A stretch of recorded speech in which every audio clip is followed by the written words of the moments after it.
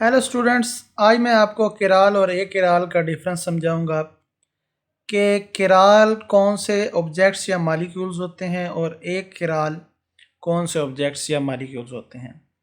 बहुत से ऐसे स्टूडेंट्स होते हैं जिनको इन दोनों में बहुत सी कन्फ्यूजन रहती है, तो इनको आसान लफ्ज़ों में आज मैं आपको समझाता हूँ। बेटा, ये शॉर्ट क्वेश्चन में भी आ जाता है और लॉन्ग क्वेश्चन में भी आता है। तो किराल और ए किराल कौन से ऑब्जेक्ट्स होते हैं? सबसे पहले बेटा, किराल ऑब्जेक्ट्स याद रखें, वो ऑब्जेक्ट्स होते हैं जिसे हम डिससिमेट्रिक कहते हैं।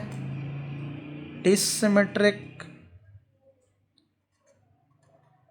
इसके बहुत से नाम होते हैं, तो पहले वो समझा देता हूँ। डिससिमेट्रिक भी कहते हैं, और एक और वर्ड इसका बेटा है एसिमेट्रिक। एसिमेट्रिक भी बेटा किराल ऑब्जेक्ट्स को ही कहते हैं। जबकि एक किराल याद रखना बेटा वो वाले ऑब्जेक्ट्स होते हैं जिनमें सिमेट्री एग्जिस्ट करती है। सिमेट्री एग्जिस्ट करे जिस ऑब्जेक्ट्स में, उसको हम ए किराल कहते हैं।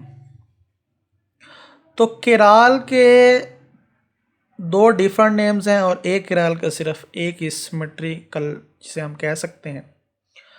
अब इसे प्रॉपर डिफाइन करते हैं डेफिनेशन के थ्रू कि हमारे पास किराल ऑब्जेक्ट्स कौन से होते हैं और ए किराल ऑब्जेक्ट्स कौन से होंगे। तो हम पहले इसकी बताते हैं डेफिनेशन। वैसे तो आपको यहाँ से भी पता लग रहा है, किराल वो होते हैं जिनमें सिमेट्री नहीं होती, डिससिमेट्रिक होते हैं, और ए किराल वो होते हैं जिसमें सिमेट्री एग्जिस्ट करती है। तो बेटा पहले किराल की definition, an object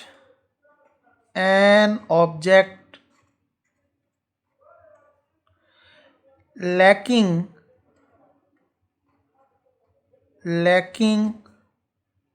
a plane of symmetry,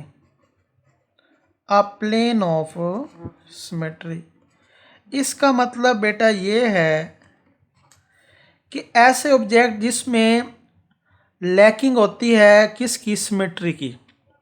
या आप इसकी डेफिनेशन ऐसे भी बना सकते हैं, an object does not have plane of symmetry. ऐसे ऑब्जेक्ट जिनके पास plane of symmetry exist, an object lacking a plane of symmetry, जिनके पास सिमेट्री एग्जिस्ट नहीं करती। अच्छा, फिर एक किराल कौन से होंगे, जिसमें एग्जिस्ट करती है। ठीक है, तो इसकी हम डेफिनेशन बनाएंगे, an object is referred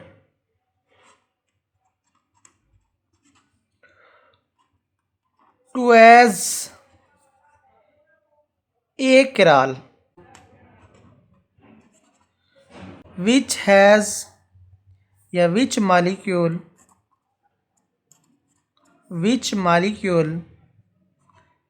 has a plane of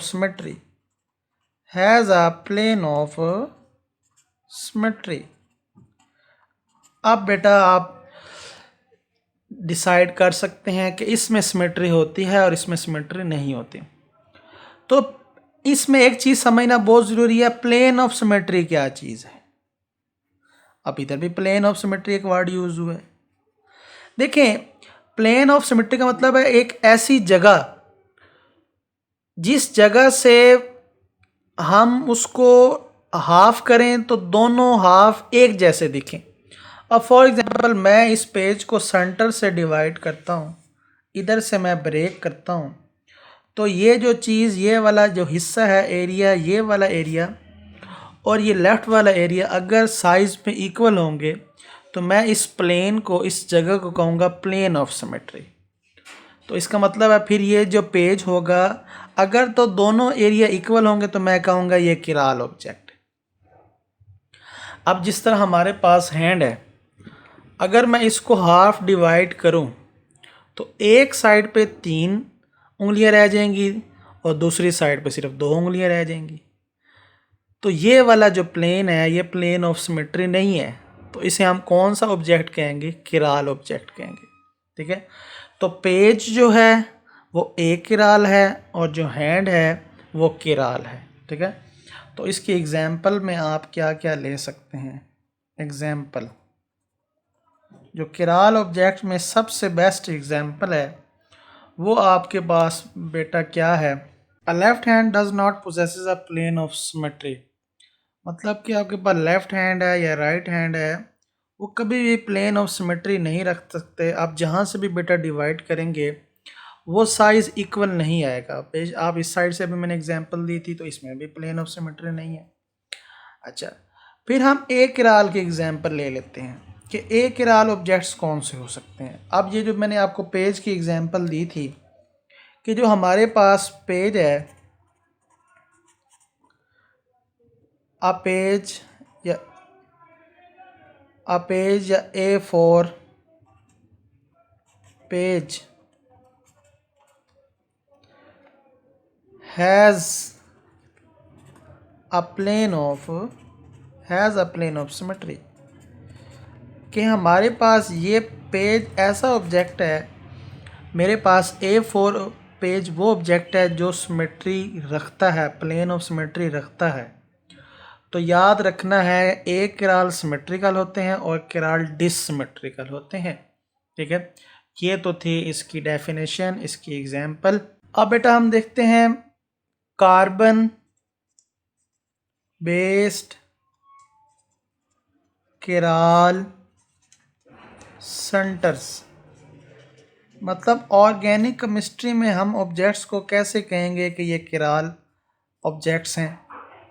तो इसमें बेटा ऑर्गेनिक केमिस्ट्री में हमने मॉलिक्यूल्स को डिफाइन करना है कि क्या ये किराल है या ए किराल है। तो अब हम एक्चुअली केमिकल्स के अंदर डिसाइड करना चाह रहे हैं। तो बेटा आपने ये याद रखना है, अ carbon atom which is bonded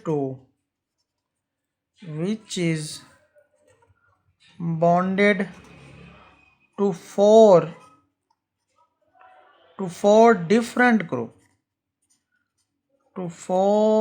different groups is called an asymmetric